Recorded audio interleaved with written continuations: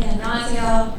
경희대학교 한의과대학부 수학교실의 교수로 있는 송정빈이라고 합니다. 반갑습니다. 네, 오늘 이렇게 후배님들과 진로 멘토링을 하게 돼서 너무 이런 귀한 자리에 불러주셔서 감사하고요. 이렇게 좋은 에너지를 서로 나누고 이럴 수 있는 기회가 됐으면 좋겠습니다. 저는 2011년도에 이제 한의대를 졸업을 해서 기초 한의사의 길을 선택을 했어요. 오늘 이제 강연 주제 순서가 어떻게 배치가 됐을까 좀 궁금했는데, 네. 첫 번째는 해외 유학이었고, 석사 때부터 유학을 가셨고, 두 번째는 이제 창업을 하셨고, 이거는 몇천 명 중에 한 분이 하시는 네, 좀 희소한 일이고, 더 이제 뒤로 갈수록 사람들이 그래도 많이 선택하는 길로 이렇게 배치를 하지 않으셨나 싶어요.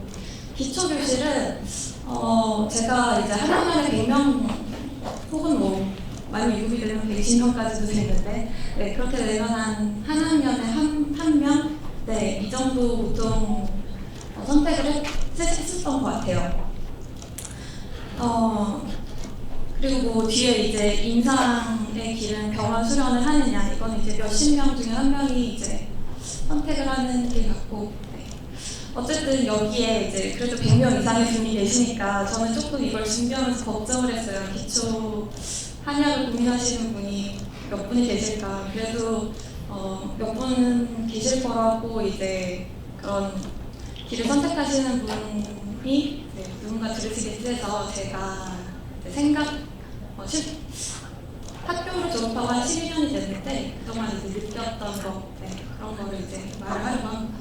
서론이 좀 길었네요.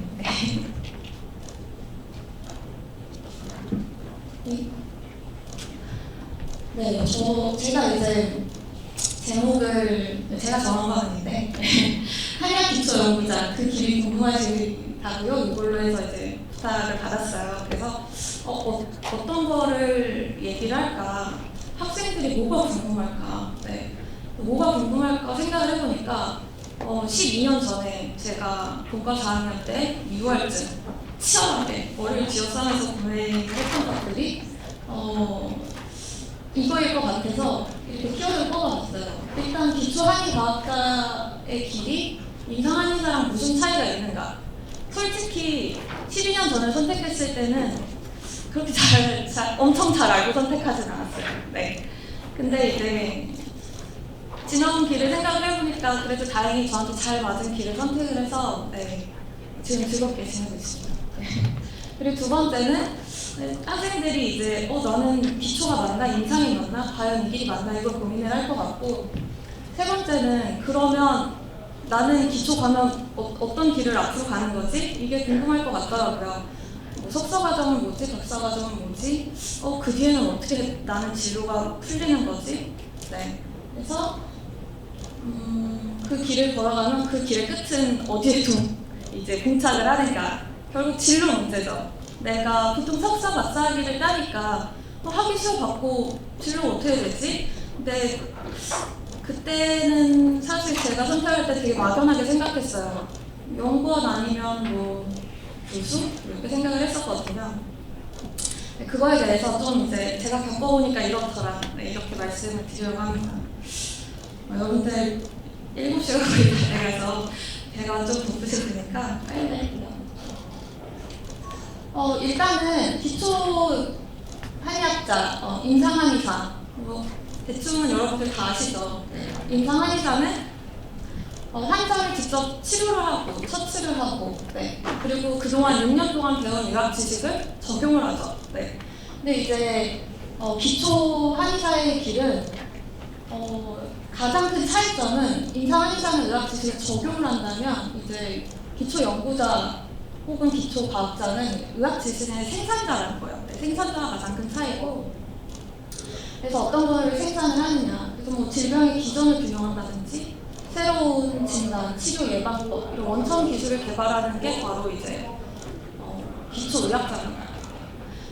여러분들은 교수라는 이런 그 직업을 가지신 교수님들을 이제 보통 강의 시간에 보잖아요. 그래서 강의 시간에만 2시간 보고, 그리고 나머지 시간에는 교수님들은 뭐 하지? 네. 대부분 모릅니다. 저도 대학원 들어오기 전까지는 몰랐어요. 네. 그래서 교수님들은 강의 끝나시면 쉬시나? 네. 이렇게 생각을 했었는데, 네. 그래서 강의를 안 하시는 시간에는 연구를 하고 계세요. 네. 새로운 한의학 지식을 생산을 하고 계십니다. 그래서 이 새로운 의학 지식의 생산자라는 거는 기초 연구자를 정의하는 단어이면서도 역할이면서 의무예요. 그래서 만약에 내가 기초 연구를 선택을 했는데 새로운 지식을 생산하는데 나는 관심이 없다. 그 길을 선택을 시간이 부족할까요? 맞아. 그 길을 내가 이 길인가, 나한테 맞는 길인가 한 번쯤 생각을 해보셔야 할 것 같습니다. 그러면 내가 기초에 조금이라도 관심 있는 분들께서 이제 고민을 하실 수 있을 것 같아요. 나는 과연 이 길은 나의 길인가? 나의 길이 맞을까? 보면 이거는 비단 기초나 임상이나 어느 진로를 택하든 중요한 말일 것 같은데, 물론 제가 아직 인생을 논하기엔 너무 젊은 나이인 것 같아요. 네, 아직 37밖에 안 돼서 제가 감히 말을 할 수는 없지만, 네, 인생은 속도가 아니라 저는 방향이라는 말이 제가 한 말은 아닙니다. 워낙 유명한 말이어서. 근데 이제 졸업을 하고 한 12년 정도 있다 보니까 이 말이 정말 진짜구나, 네, 이렇게 피부로 좀 와닿는 게 있습니다. 그래서 정말 방향성 설정을 어떻게 하느냐에 따라서 정말 인생 돌아가는 사람도 있고, 빨리 제대로 잘 자기한테 맞는 길을 찾아가는 사람도 있고, 네. 물론 속도와 방향이 다 잘 맞으면, 속도도 빠르고 방향도 빠르면 엄청 좋겠지만, 네. 그런 경우도 좋겠죠. 네. 어쨌든 그래서 가끔 기초 교실에서 석사까지만 하고 그만두거나, 이건 그나마 좀 괜찮은데 박사까지 하고 그러면 일단 최소 5년이에요. 그만두거나. 혹은 해외 유학까지 갔다 와서 포닥을, 네, 박사 후 과정을 해외 유학하고 나서도 진로를 임상적으로 가시는 분들도 있어요. 물론 그 시간이 완전 헛되지는 않을 거예요. 다 각자 개인에게 의미가 있을 거고, 근데 좀 저는 아까운 것 같아요. 네, 그래서 잘 진로를 방향성을 잘 잡으면 좋을 것 같고, 그러면 나는 기초교실이 맞는가? 이걸 어떻게 그러면 나는 기초교실이 맞는가? 하면 좋은 연구자가 되기 위한 조건이 있어요. 내가 저 조건에 맞는지 이걸 한번 보시면 될 것 같아요. 기초 한의사는, 한의학의 길은 사실은 과학자에 더 가깝다고 생각이 돼요. 연구자. 인문계열, 원전학이나 의사학 이런 인문계열을 또 있지만 그 외 분야는 거의 과학자에 더 가깝습니다. 그럼 제일 첫 번째 조건은 저는 지적 호기심이라고 생각이 돼요. 네. 가끔씩 연구를 선택을 했는데 뭔가 실험을 했어요. 4주짜리 실험을, 굉장히 긴 실험을 했는데 실험 결과가 나오는 날이에요. 그럼 데이터는 그냥 숫자로 나오겠죠. 근데 정말 지적 호기심이 있는 사람은 그 실험이 6시에 끝나든 저녁 9시에 끝나든 그 데이터 분석하고 결과 확인하고 가야 돼요. 네. 근데 이거를 결과값이 나왔는데 한 3일 동안 그냥 내버려 두고 관심 없는 사람도, 그런 연구원도 있어요. 네. 그런 분들은 이제 호기심이 없는 거죠. 그런 분들은 그 길을 선택을 하지 말아야 돼요. 네. 왜냐하면 본인도 괴롭고, 네, 주변 사람들도 괴롭습니다. 그리고 지적 호기심이 있어야 되고, 거기에 이제 주변 환경이 뒷받쳐주면 더 좋겠죠. 그래서 지도교수의 역량, 혹은 내가 석박사를 가는 학교 연구실의 여건, 그리고 아무도 대놓고 얘기해주진 않지만 가족의 지지가 중요합니다. 기초교실을 갔을 때는. 네. 부모님께서 어렵게 하는 데 갔는데 면허증을 왜 안 쓰니? 네. 이렇게 굉장히 반대를 하시면 조금 그렇겠죠. 네. 그러면 이제 인상과 기초의 차이점에 대해서 좀 말씀을 드렸고, 그럼 기초 연구가 나의 길에 맞을까? 이걸 어떻게 확인하지? 그러면 제가 좀 조언을 드리고 싶은 게, 한번 경험을 해보는 거예요. 여러분은 본과 4학년이어서 사실 복지가 더 중요하기 때문에 이거를 하라고 제가 말씀을 드리기엔 좀 늦은 시간인 것 같고, 그리고 이제 저는 경희대에 있는데 경희대에서 오신 분들 보니까 많이 이런 프로그램을 하신 분들이 있어요. 네. 아마 경험을 하신 분들도 있는데 일부 단과대학이랑 이제 지금은 그 프로그램이 없어진 것 같지만 예전에는 한양연구원에서 이제 학부생 연구 프로그램이 있었습니다. 그래서 경희대에 지금 진행을 하고 있는데, 혹은 뭐 꼭 단과대학이나 정출형 기관이 아니더라도 정부 주무부처에서 학부생 연구 프로그램을 지원하는 게 있어요. 관심이 있으면 찾아보면 길이 열립니다. 네. 그래서 그런 프로그램을 이용하면 이제 좀 경제적으로 서포트를 받을 수 있으니까 네, 그거를 이용하면 좋고, 네. 혹은 이제 방학 중에 교수님을 찾아가서 저 한 2달 동안 인턴 생활 한번 해보면 안 될까요? 이렇게 찾아와도 돼요. 네. 이제 학생일 때는 이제 이게 너무 쑥스럽고 교수님 싫어하면 어떡하지, 거절당하면 어떡하지, 뭐 이럴 수도 있는데 이걸 싫어하는 교수님은 없을 겁니다. 네. 그래서 만약에 여러분들이 국시를 공부하셔야 되지만 네, 후배분들이 기초교수를 보면 후배가 있다면 네, 이렇게 한번 내 길이 맞는지 한번 경험을 해보라고 조언을 하고 싶습니다. 네. 그러면 기초 학문의 길은 어떻게 보통 가나, 네. 그 길은 어떻게 가야 하는가, 이거를 좀 말씀을 드릴게요. 보통은 한의대를 졸업을 하면 석사를 가죠. 네, 석사 과정 대학원 입학을 합니다. 그래서 그 석사라는 게 보통 의학 계열은 풀타임이랑 파트타임이 있어요. 여러분들이 임상 한의사를 하시면서 일주일에 한 번씩 이렇게 대학원 수업만 듣는 그런 거는 파트타임 대학원생이라고 하죠. 네. 제가 말씀드리는 거는 풀타임, 전일제라고 하죠. 한글말. 전일제 연구원의 과정을 설명을 드리는 거예요. 그러면 이제 석사 과정, 보통 2년을 합니다. 박사 과정, 보통 3년을 해요. 네. 그리고 포닥 과정이 있는데, 이거 박사 후 과정인데, 이거는 본인의 정말 선택에 따라서 뭐 몇 년이 될 수도 있고, 해외로 갈 수도 있고, 아니면 운이 좋으면 빠르게 임용이 되면 뭐 과정 자체가 아예 없을 수도 있습니다. 박사 졸업하고 바로 교수에 임용이 될 수 있습니다. 네. 요새는 그게 그렇게 많지 않습니다. 자, 그러면 전공 선택은 어떻게 하는가? 여러분 한의대 여러 교실이 있잖아요. 네. 기초 학문을 본과 2학년 때까지 배우시니까 뭐 생리, 병리, 뭐 곤초, 처방 여러 전공이 있죠. 네. 제가 있는 곳은 전공이 11개, 13개, 13개가 있는데 이곳 중에서도 선택을 할 수도 있고 가끔씩 특이하게 나는 석박을 약학으로 전공을 할래, 혹은 의학으로 전공을 할래, 이런 분들도 있어요. 아예 전공을 학사는 전공이 한의학이지만 아예 다른 전공을 선택하시는 분들도 있습니다. 뭐 그 케이스까지 지금 다 말씀드릴 수는 없고, 네. 그래서 전공 선택을 하실 때 가장 중요한 거는 자기가 가장 좋아하고 즐길 수 있는 거를 하라고 말씀을 드리고 싶어요. 사실 가장 좋아하고 가장 즐길 수 있는 거를 하라고 말씀드리는 건 전공 선택뿐만 아니라 인생의 모든 선택에 있어서 다 해당되는 부분일 테지만, 특히 가끔씩 이제 학생들이나 혹은 대학원생들이랑 얘기할 때 깜짝 놀랄 때가 있어요. 왜 이 전공을 선택했니? 혹은 왜 이쪽으로 연구실을 왔어요? 이렇게 물으면 여기 가면 사람들이 지원 별로 안 해서 교수가 빨리 될 것 같아서요. 라던가 뭐 그런 현실적인 부분도 생각을 충분히 할 수는 있죠. 네.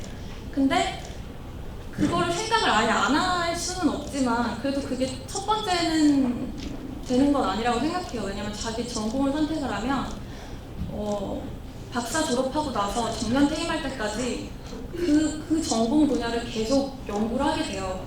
근데 이게 내 흥미도 없고 그저 그냥 좋은 그냥 나쁘지 않은 선택지여서 그렇게 선택을 했다가 평생 정말 30년 동안 좋아하지도 않는 연구를 하면, 그래서 그거를 선택을 하셔야 되고, 네, 지도교수를 선택을 할 때는 이걸 또 막막해 하더라고요. 그래서 홈페이지 소개 글에서 그 연구 그러니까 각 교수의 뭐 학력 이력 연구부나 실적을 확인할 수도 있고, 그리고 사실 여러분들 단과대학 홈페이지는 잘 업데이트가 안 돼요. 네. 그래서 각 연구자마다 한 5년 전, 10년 전에 연구했던 그런 이력이 있을 수 있기 때문에, 여러분 뭐 판메드나 구글 스칼라 이런 논문 검색하실 수 있는 사이트는 아시죠? 그런데 지도교수의 관심 있는 교수의 연문명을 검색을 하면 지금 현재 어떤 연구를 하고 있는지 그게 가장 사실 정확합니다. 한번 관심 있으면 찾아보면 좋아요. 그 밖에 이제 본초가 전공이다 보니까 해외 자원조사랑 전문가 교류를 하고 있고요. 이거는 정말 본초학 교실만 이제 제가 몸담고 있는 곳이기 때문에 이제 소개를 드린 거고, 본인이 이제 기초교실에 관심이 있다, 그럼 각 교실에서 어떤 연구가 진행되는지 한번 물어보시거나, 물어보셔도 괜찮아요. 다들 좋아합니다, 교수님들. 네. 물어보시거나 한번 뭐 자료를 찾아보시거나 그러면 될 것 같아요. 그러면 내가 학사, 석사, 박사 해가지고 이렇게 가방끈이 점점 길어지면 어떤 진로를 가지게 될까? 네. 그 부분이 궁금하실 수 있죠. 네, 중요하고요. 네. 보통 많은 분들이 이제 기초 학문을 선택하는 그 진로는 교수죠. 네. 기초 교실 교수를 남기 위해서 많이 하고, 그것만이 전부는 아니에요. 네. 정부 출연 연구기관으로도 많이 가시고요. 네. 한국한양연구원, 한국보건의료연구원, 한식연 다 졸업하신 분들께서 가신 곳입니다. 네. 그리고 의외로 공공기관으로 가시는 분들도 있어요. 네. 물론 조금 특별한 케이스지만 지금 식품유한품 안전처, 그러니까 흔히 말해서 줄여서 식약처라고 하죠. 그리고 농촌진흥청 이런 공공기관 쪽으로 가시는 분들도 있고, 요새는 이제 한강병원에 연구소를 많이 세우고 있어요. 그리고 그 규모도 커지고 있고, 네. 중소병원 연구소도 규모가 굉장히 큰 곳이 몇몇 있습니다. 그런 곳으로 가시기도 하고, 제약회사, 식품회사 혹은 바이오벤처를 창업을 하신 분도 계세요. 네. 다 실제 있는 예시입니다. 네. 그래서 이렇게 이제 제가 기초기를 설명을 드렸고요. 네. 질문지가 있었는데, 네. 제가 이제 제 파트에서 개인적으로 제 기초길에서 질문을 받은 거는 마지막 줄에 있는 거였는데, 네. 나이가 조금 있으셔서 네, 앞으로 결혼 아이 관련 고민이 많다, 나만의 커리어를 쌓고 싶은 욕심도 있는데 가정과 함께 끌어가는 것에 대한 얘기 듣고 싶다고 말씀을 해주셔서, 네. 사실 육아는 제가 말씀드리기가 그런 게 저는 아직 나이가 없습니다. 네, 그래서 사실 못 가졌죠. 네, 교수가 이제 35세 돼가지고 그 전까지는 가지기가 좀 현실적으로 힘들었습니다. 네. 그래서 결혼에 대해서 뭐 말씀드리자면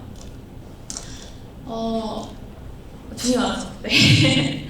네, 기초 연구자의 길을 가는데 남편의 지지가 조금 필요합니다. 그래서 그게 비단 경제적인 지원뿐만 아니라 정신적으로 이제 뭔가 집안일을 함께 할 때 같이 이제 할 수 있고, 또 일단 금전적으로 사실 너무 솔직하게 얘기를 하게 되나요? 네.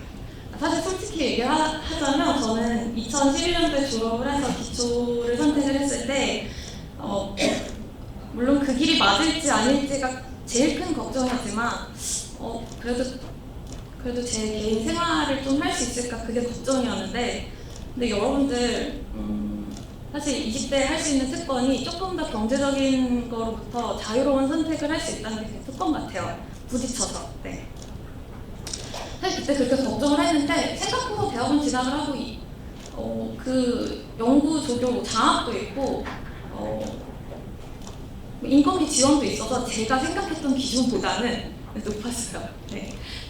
이거는 조금 오해 소지가 있는데 제가 생각했던 기준보다 높았다는 거예요. 네.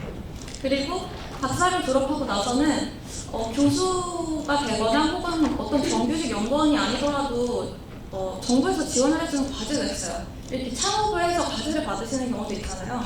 나라에서 지원이 찾아보면 이렇게 있어요. 네, 연구자도 마찬가지입니다. 그래서 그렇게 지원을 받아서 제가 제 이제 연구 과제를 수준 받아서 제가 제 인건비를 어느 정도 충당을 하는 그럴 수 있어서 도움이 됐어요. 그래서 너무 많은 걱정을 먼저 하고 하지 않았으면 그리고 좀 부딪혀봤으면 그런 생각이 있습니다.